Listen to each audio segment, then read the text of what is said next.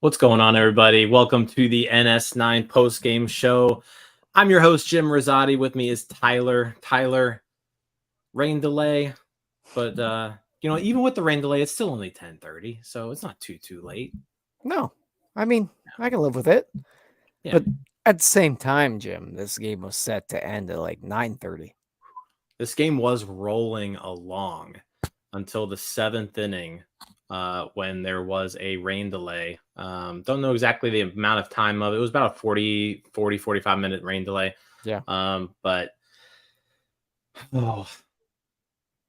all it did basically was break up the anemic offense, and it did get Zach Wheeler out of the game, who was spinning an absolute gem for the Phillies. But the Pirates lose 2-1 tonight. Again, that Zach Wheeler start, just complete domination of the Pirates, and a couple of costly mistakes for the Bucks, and that was a determining factor here.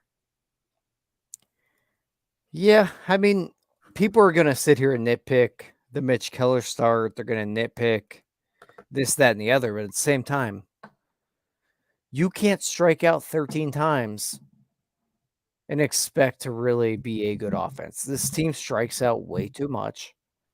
And we're at a point right now where I think you're going to live a little bit more with the strikeouts, because we're seeing them from guys that are younger that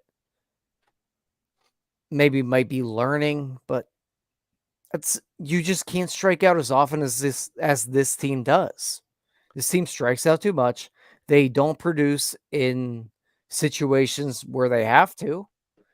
And even when they kind of do produce in a spot where they, you probably should get a run, they just don't send runners home. So here we are. Yeah, we'll get to the strikeouts and we'll get to the offense. That was a broad little thing I went on to. I'm sorry.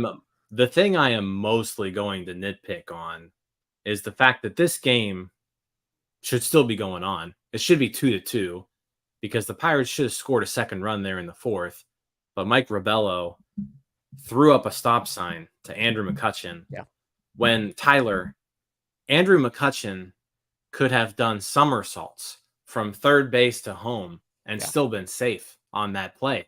I don't know what Mike Rabello was doing there. And we can say, like, we can sit here and say, the offense needs to do better.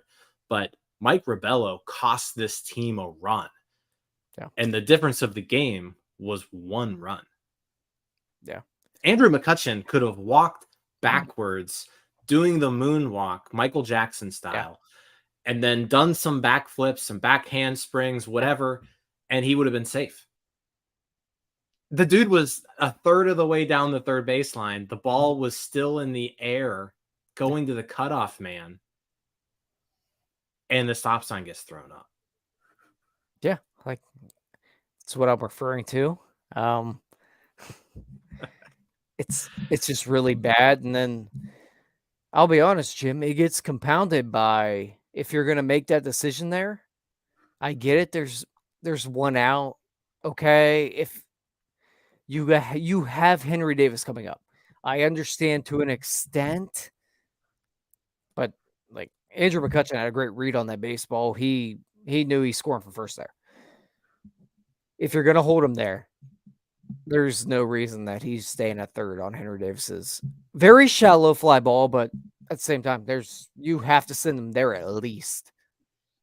The way that this team is playing offense right now, it was back-to-back, just very passive plays. Yeah, I think sending Kutch on the fly out would have been risky. It was a 215-foot fly ball. But if you just held him on the G-Man Choi one, Yeah. You gotta hang them a little bit there. Yeah. No, I mean, the Pirates need to come through, right, with a runner on third Yeah. and less than 2 outs. Henry Davis didn't get the ball far enough out. I think maybe if he hits it another 20 or 25 feet, then you're easily in good shape there. But we can harp on that, and we definitely can. But this game should have been 2-2 Yeah. before Henry Davis ever stepped to the plate. No, And when you have an offense like the Pirates have, you have to take advantage of every run that you're given. And the Pirates were given a run there. Like they should have scored on that double. I don't think there was a person watching this game that saw that double and thought anything other than this is a tie game.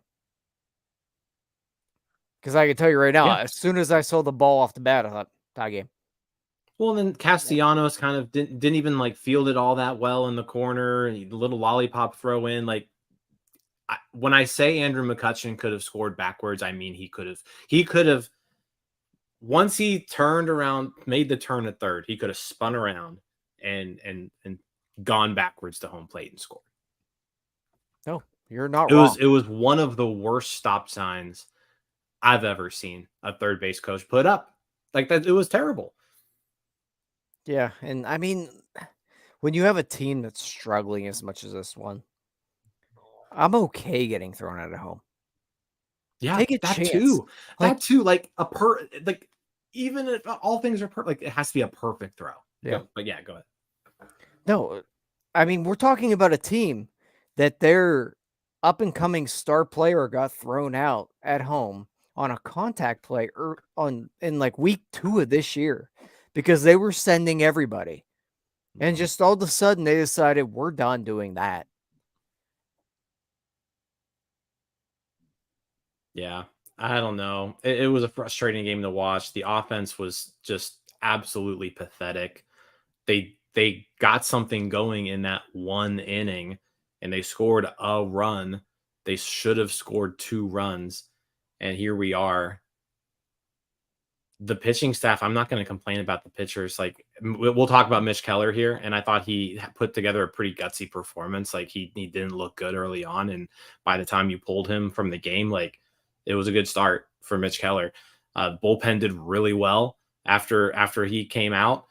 So like good job by the pitchers. The pitchers did what they needed to do to win this game, and the offense just let them down again. And it all comes back to, like I said, well, there's the stop sign, right? But it all comes back to, you look at that San Diego series. Like they actually finally won a series, or their first series win in July.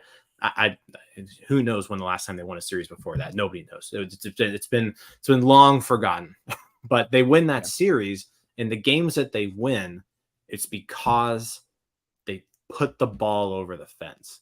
Yeah. And this team isn't good enough to not hit the ball over the fence. Like they can't string together a bunch of hits and put together 5, 6, 7 runs without hitting the ball over the fence. And today, not only did they not hit the ball over the fence, they never even got, I mean, Zach Wheeler and this Phillies pitching staff absolutely dominated this game. The top exit velocities of this game, the top 1, 2, 3, 4, 5, 6, the top 7 hard hit balls of this game were all Phillies. Just a pathetic display offensively all around, 1 through 9. No, it really was. I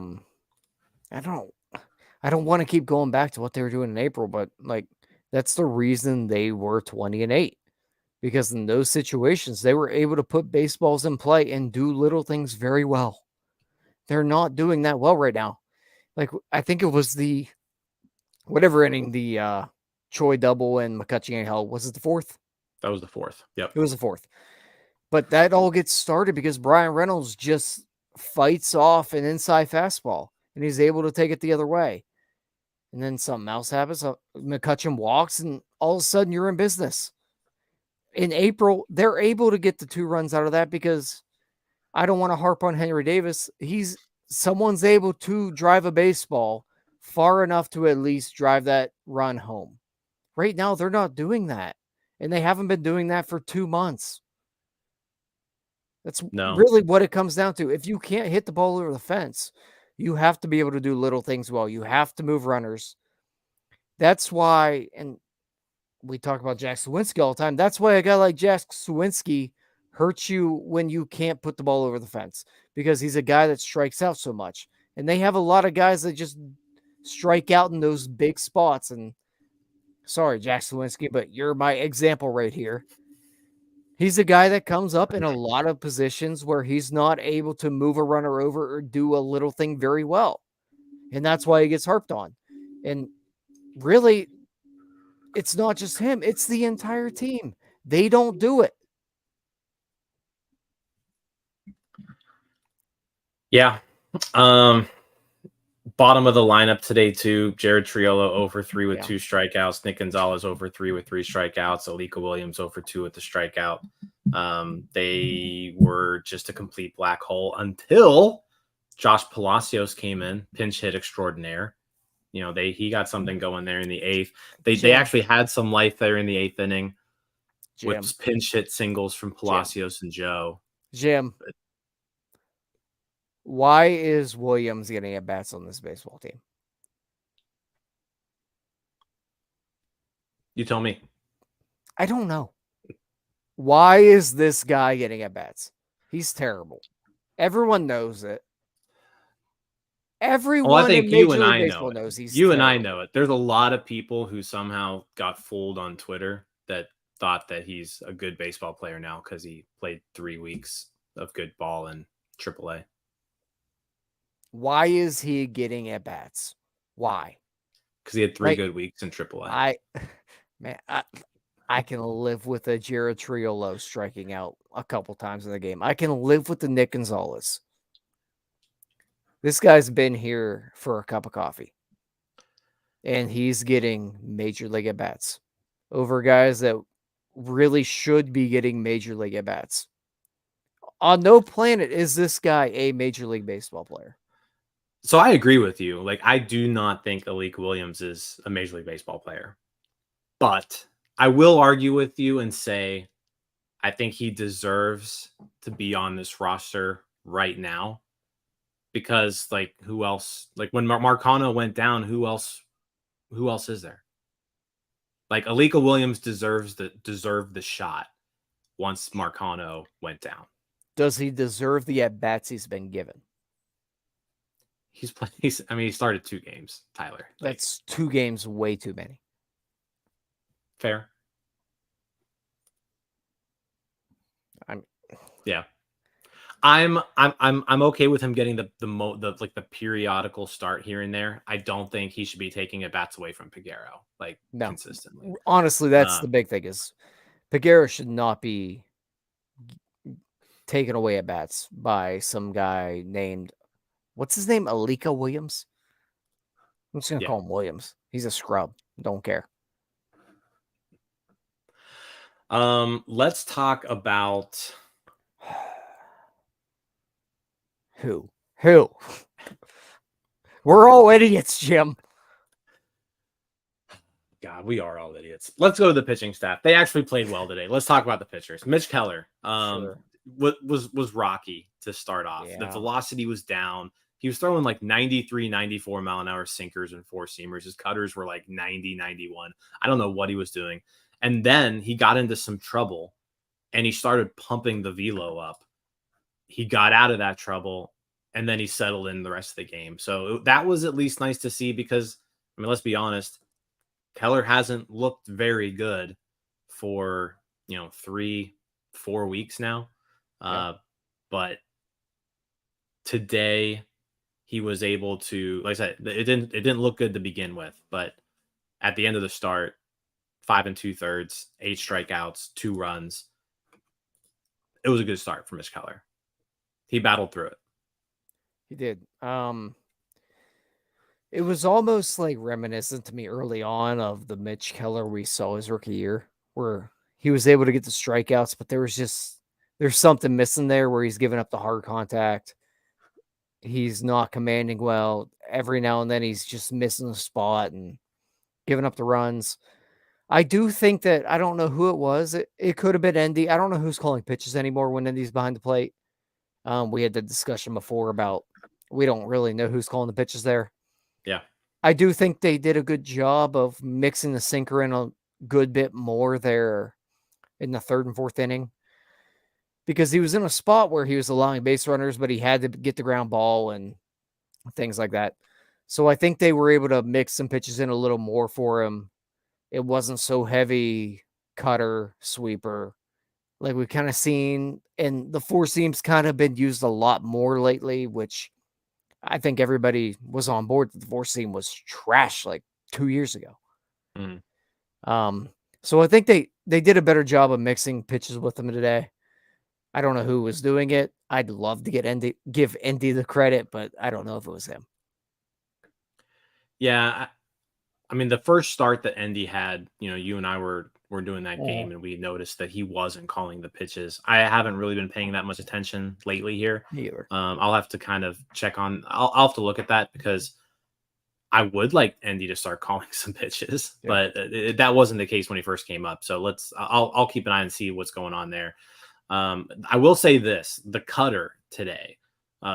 It generated 6 swings. 5 of those were misses. And the one that wasn't a miss was, really soft contact. So that cutter was working today, especially against lefties. You mentioned the sinker. He did go heavy on that. He also went heavy on the sweeper. The sweeper he threw more than any other pitch. And it was the sweeper good looked very good today. It was good today. It was moving. He had a 21-inch break on one of those. 35% whiff rate on the sweeper today. So the stuff was good outside that velocity early on. But when he really got in a bind and he needed to go to that velocity, it was there. He found it. Yeah. Yeah. Like you said, I mean, the velocity ticked up a hair later.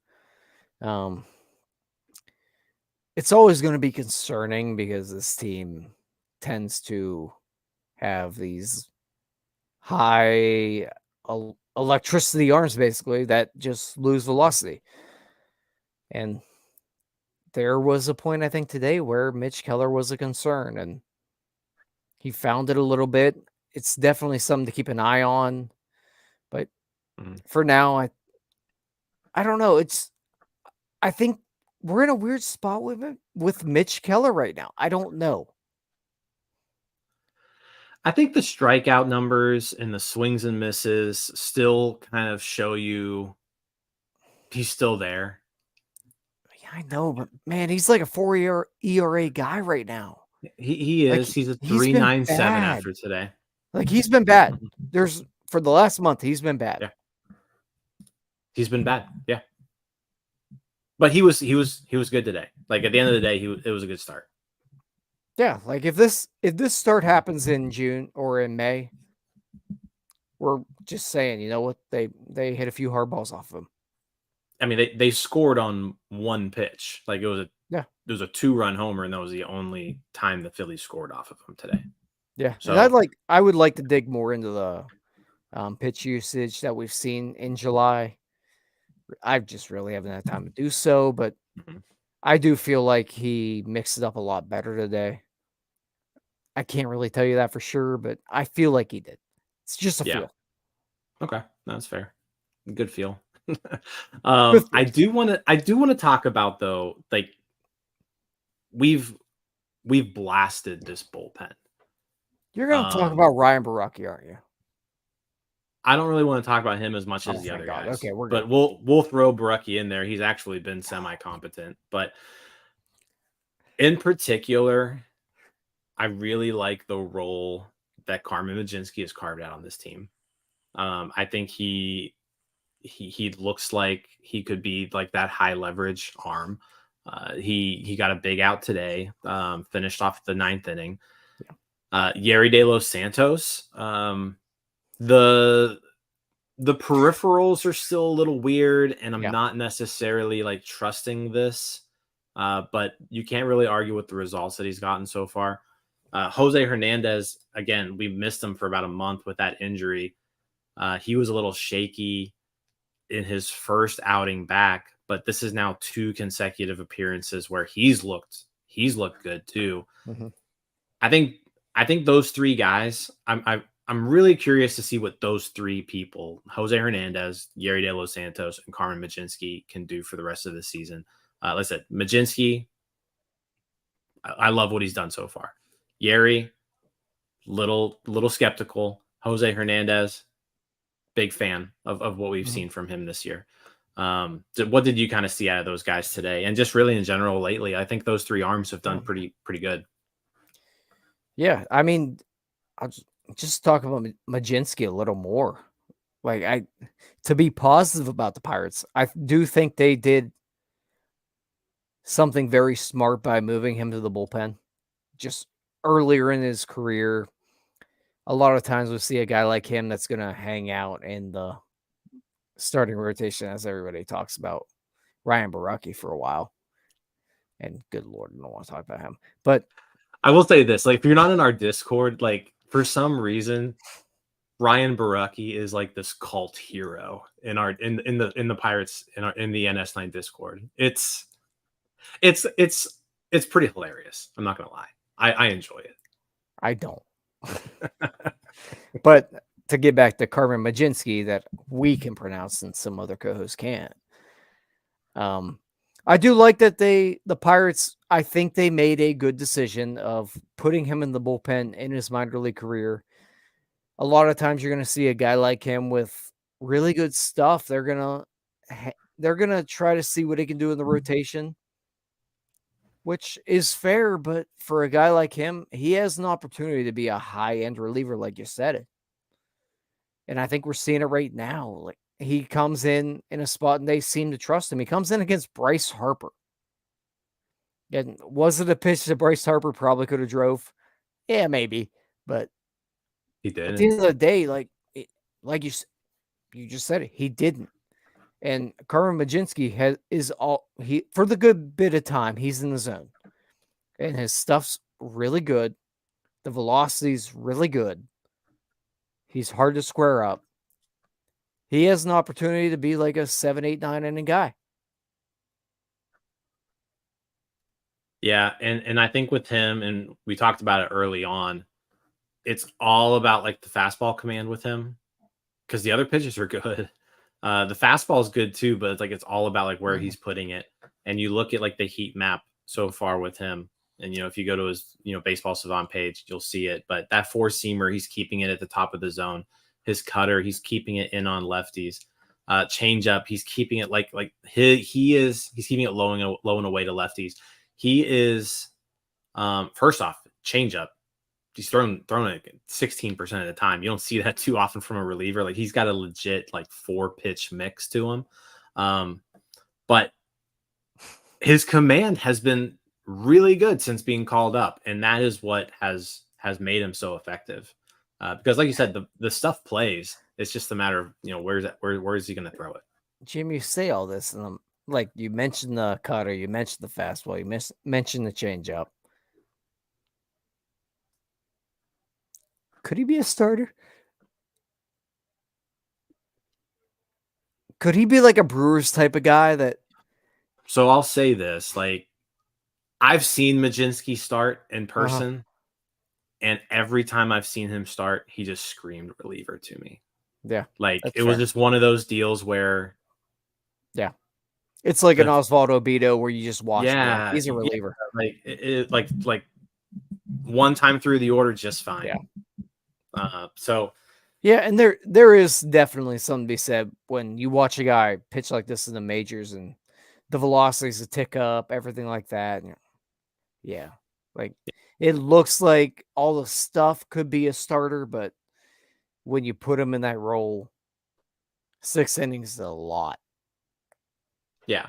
I mean, average fastball right now is 96. It wouldn't be 96 as a starter. No. It would be like 93. 93, maybe topping like 95. Yeah. And it's like a very wild 95. Yeah. So here we go. So at this point, is Majewski a certified MLB reliever? I mean, I'm definitely intrigued by him as a reliever. I think we both said it. I think you could be a back end guy. And that's just, well, I'm not going to go there. I'm not going to give Neil Huntington credit because I will say Ben Sherrington and the organization did a smart thing by moving him to the pen in the minors. Yeah, I mean, that was something they made that move this season going into the year saying, hey, you are going to be a reliever. So got his feet wet in the bullpen in Indianapolis for a couple months this year and looks like he's settling right in. Yeah. I can't remember the last time a reliever. Honestly, I can't remember the last time the Pirates did something like this, where they took like a starting pitching prospect, turned him into a reliever kind of early on. Right.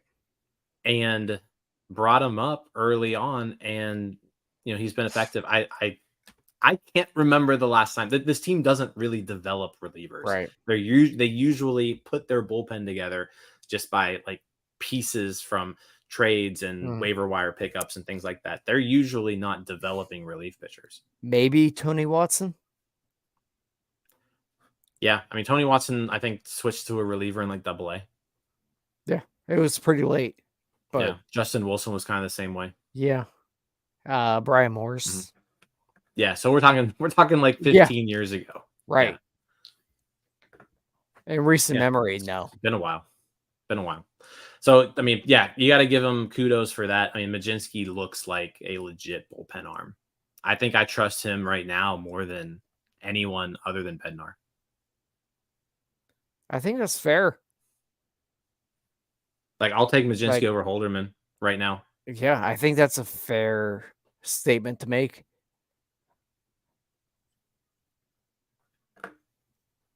So you don't want to talk about Ryan Borucki? No. Ryan Borucki walked his first batter of the season today. Yeah. 15 2/3 innings, 17 strikeouts, 1 walk. Hey, he's getting the job done. He is. He's bad. This team's going to burn themselves. Like, I don't know what it is, but Derek Shelton is in love with this dude. And at some point, this thing's going to blow up because there is nothing about that guy that screams, I'm a major league pitcher. He's bad. The slider's actually not that bad, but everything else sucks. I think he's just proof that if you're a lefty, and you've got like semi-competent command, which he clearly does. Like he's in and around the zone, he's pitching, he's throwing the ball where he wants to, for the most part. You can be successful. Yeah, I should be in the majors. You should. Easy. All right, 2-1 loss. Do we want to touch on anything else offensively? Like, do we want to bash anyone? Do we feel like bashing anyone? And when I mean anyone, I mean Brian Reynolds for grounding into a double play. Yeah, go for it. Runners on first and second in the eighth. Yeah, go for it. I know you want to. He had a good game in San Diego last time out. Had a good series in Anaheim. But you just need to have more consistency out of the guy. He has to be better. And I know, like we've said this, but you cannot be the guy who just signed the richest contract in team history and be average to above average. Like, he has to be good. And like, the contract isn't, I don't think this contract's going to be bad, even if he just continues to play like this. Like, he's worth that, over a 7-year span or whatever. But he has, like, the Pirates have to have a deal here. Like, the Pirates need to get excess value out of this deal. And so far, he's not providing it for him. He's not. I mean, I don't know how much deeper we can get into it. He's got to be better. Yeah. You said it all. Like, there's just nothing else to say about him. He's got to be a 25 home run guy. He's got to be a 25 home run guy. He's got to have an OPS over 800. He has to play better defense. Like right now, he's on pace for basically a 2-win season. Yeah, that's an average. That's an average major league starter, and it's a very bad 2 wins. 102 weighted runs created plus. He's an average major league hitter. Jack Suwinski's a 2.5 win player right now, and I'd argue he's the worst 2.5 win player I've ever seen in my life. Next to Cabrian Hayes. Yeah. I mean, he's got to play better. Yeah, that's a whole rabbit hole we get down, but right. Yeah. I'm starting to hate WAR. WAR's stupid. What is it good for? Absolutely nothing. Nailed it. All right, we'll be back tomorrow. Tomorrow, Quinn Priester versus Aaron Nola. I'm excited to see Priester again, though. I am too. I'm excited to see him. He looked good his last time out. Well, better. He didn't look great, but I was sleeping after the third inning, basically until he got bad. Yeah. Aaron Nola, a lot of strikeouts. So be prepared for another big strikeout performance tomorrow, most likely. Yeah, Nola, Priester, it's 7:05. It's game 2 of Yinzer Palooza, Tyler. I think tomorrow's a fireworks night. I don't know what Yinzer Palooza is. Did you see? Hold on. Let's actually talk about this real quick. Sauerkraut Saul comes into Yinzer Palooza and wins the Friday night pierogi race. Sauerkraut Saul hasn't won in ages. Why do you know that? Did you see the hype video that the Pirates put out? David Bednar, Colin Holderman, they were all working out with Sauerkraut Saul, all for this moment tonight. It's like WWE. It's all fixed. You sound like Cody right now. I'm just saying. Sauerkraut Saul pulling off the big win. I think he's back. Is Sauerkraut Saul back? He's the next LA Knight. LA Knight. Yeah. All right, let's get out of here. All right. Pirates lose 2-1. We'll be back tomorrow. See you all later. Peace out, Scouts. Hey, you all. Thank you for watching. I know we try to provide the most entertaining content that we can, and we'd love to spread it to as many people as possible. So I know it doesn't seem like a lot, but if you could take the 5 seconds to like this video and subscribe to the page, it helps out so much more than you know. Thank you, and let's go Bucks.